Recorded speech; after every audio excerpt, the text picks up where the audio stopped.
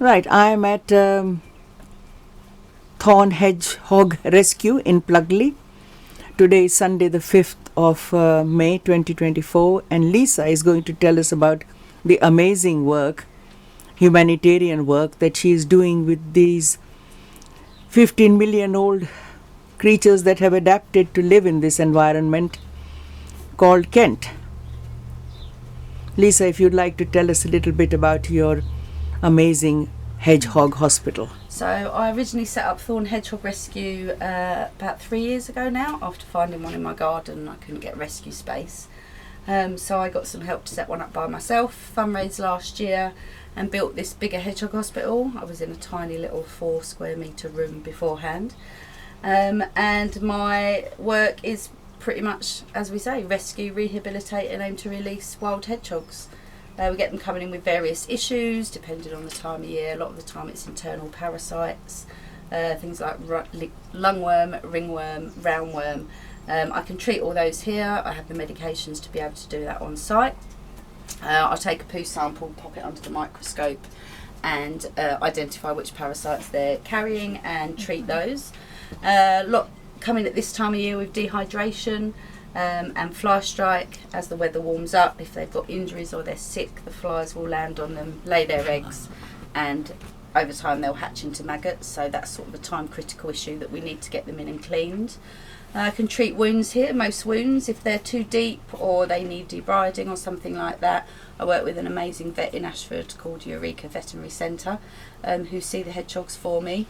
They'll perform things like amputations if the leg can't be saved, and some of the more complicated surgeries that would be needed to be able to give them a good quality of life, either to release back to the wild, but although some rescues won't amputate and won't keep blind ones, I prefer to be able to source secure gardens and be able to place them in secure gardens where they can be looked after and live as wild as possible.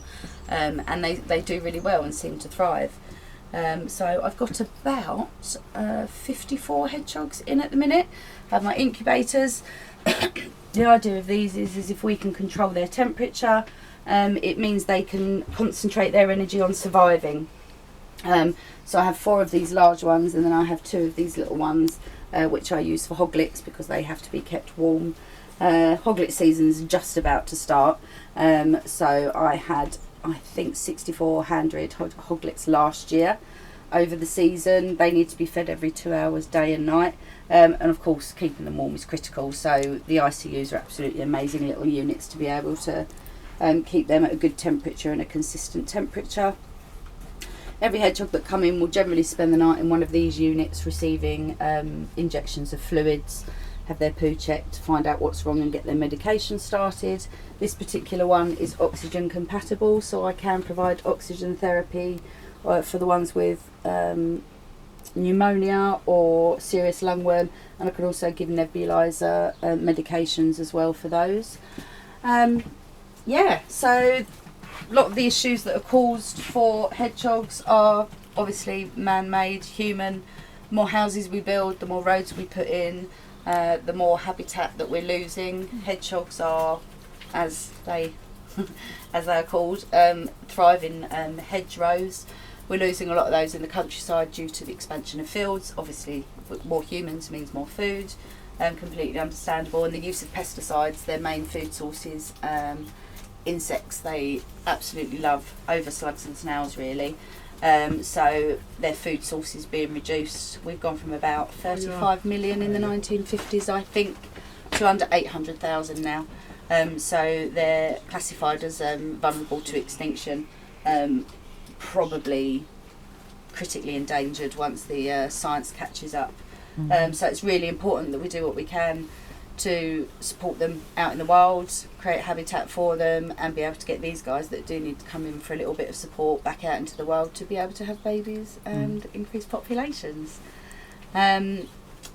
In urban gardens, they tend to be doing much, much better than countryside hedgehogs now. Yes. We encourage people to install hedgehog houses and hedgehog highways. A lot of people will support feed with cat food and leaving shallow bowls of water out, which actually is life-saving for not just hedgehogs but for wildlife.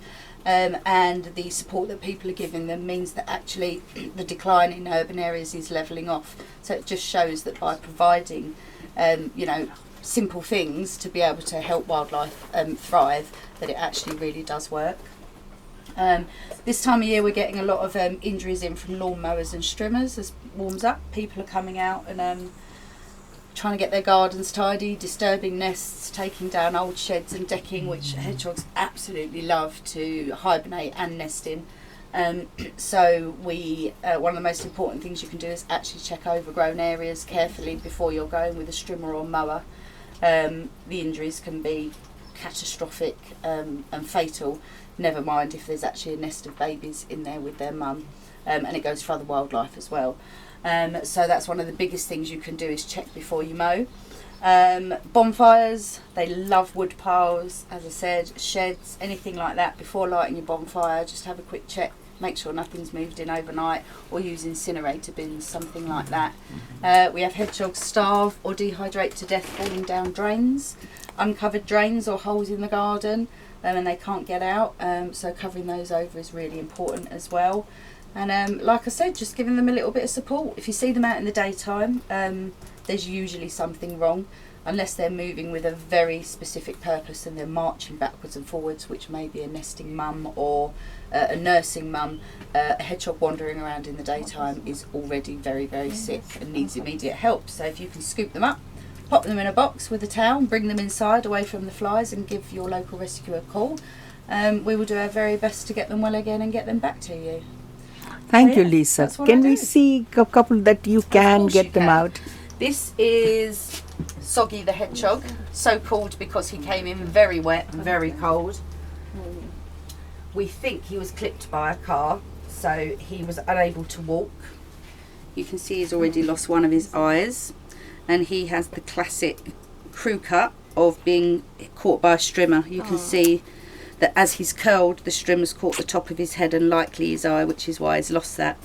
But this little guy's been with us for weeks, a few weeks now, and he was completely unable to walk. I've spent a bit of time doing hoggy hydrotherapy and physiotherapy, and he's able to stay upright and walk again. So we're going to build those legs muscles up, and he should be able to return to the wild. Even with one eye, a hedgehog will be able to be returned to the wild. Their eyesight's pretty rubbish anyway, being as they only come out at night, and they rely on the sense of smell and their big ears, which are actually massive if they haven't got those fluff in them. So yeah, once he's stronger, he'll be able to go back to the wild once that eye's healed up, and hopefully go on to have some babies, won't you, Soggy? Yeah, he is. He's ever so sweet. Absolutely. They're so beautiful. They're incredible little creatures. Yes. As you were saying, they've been on the planet for 15 million years, virtually unchanged. Because the role of the prickles and the being able to curl into the ball has been all the protection they need. They have no fight or flight, so if a car's coming towards them, or a mower or a strimmer, they don't know what else to do other than freeze and curl into a ball, which is why it's so important to watch out for them, particularly because they don't run. We have got a little girl here called Cadbury. She is blind. She was attacked by either a dog or some other predator. Unfortunately, had already lost an eye and had some puncture wounds to her face, which they actually managed to bite right through the other eye.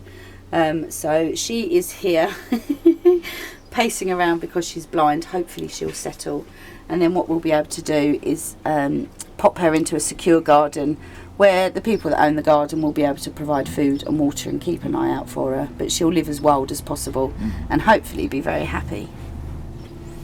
We've got a little one here. This is Squeak the hedgehog.